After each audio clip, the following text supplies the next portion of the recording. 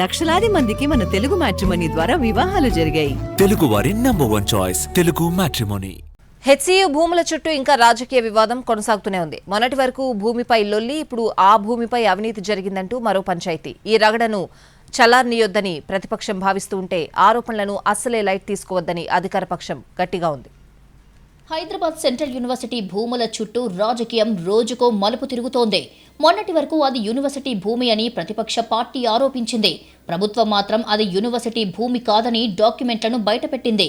తర్వాత ఆ భూమి అటవీ భూమి అంటూ చర్చకు తెరలేపారు. తాజాగా బీఆర్ఎస్ మరో అడుగు ముందుకేసి 400 ఎకరాల భూమిలో అవినీతి జరిగిందంటూ ఆరోపణలు చేసింది. ల్యాండ్ని అమ్మకానికి పెట్టారని, మధ్యవర్తిగా ఒక కంపెనీని పెట్టి కమిషన్లు కొట్టేశారు అంటూ ఆరోపణలు చేశారు. మొత్తం 10,000 కోట్ల కుంభకోణం జరిగిందంటూ అలిగేషన్స్ చేశారు. దీని వెనకాల అసలు రేవంత్ రెడ్డి గారు ఇంత హడావుడి, ఇంత హంగామా ఎందుకు చేస్తున్నారు అని మేము ఆరాధిస్తే దీని వెనకాల దాదాపు 10,000 కోట్లను దోచే ఒక భారీ స్కామ్కు వారు తెరదీసినట్టుగా మాకు సమాచారం అందింది.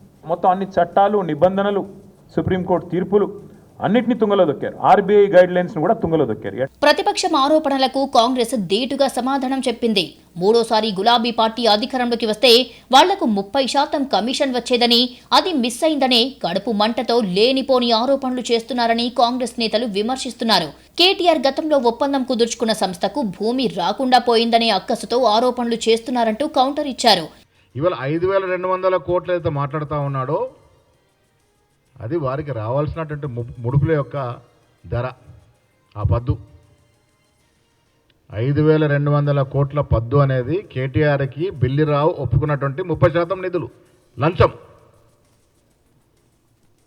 ఇవాళ కాంగ్రెస్ ప్రభుత్వం అధికారంలోకి రాకుండా ఉండుంటే ఇప్పటి వరకు బిల్లిరావుతో కేటీఆర్ గారు కుమ్మక్కై 30% నిధులు లంచం 5,000 కోట్లు 200 తీసుకొని ఈ సంస్థను ఐఎంజీ భారత్కి అప్పగించేవాడు. కేటీఆర్లో ఆవేశం తప్పితే ఆలోచన లేదని మండిపడ్డారు ఎంపీ చామల. కేవలం విష ప్రచారం కోసమే ఈ ఆరోపణలు చేశారని, 10,000 కోట్ల రుణం ఎలా వచ్చిందో కూడా కేటీఆర్కు బేసిక్స్ తెలియవని విమర్శించారు.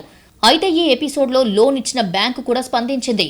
10,000 కోట్లు ప్రభుత్వానికి అప్పిచ్చిన మాట వాస్తవమే కానీ ఆ భూమిని తనఖా పెట్టుకుని రుణం ఇవ్వలేదంటూ క్లారిటీ ఇచ్చింది. ప్రభుత్వానికి ఇచ్చిన అప్పు బాండ్ల రూపంలో తీసుకున్న గ్యారంటీయే అని బ్యాంకు వివరణ ఇచ్చింది. దీంతో కేటీఆర్ చేసిన ఆరోపణలకు చెక్ పడినట్టయింది. మొత్తంగా హెచ్సియు భూముల పంచాయతీ ఇప్పట్లో తేలేలా కనిపించట్లేదు. ప్రతిపక్షం రోజుకు ఆరోపణ చేస్తుంటే కౌంటర్ తప్పకుండా చేయాలని అధికార పక్షం భావిస్తోంది.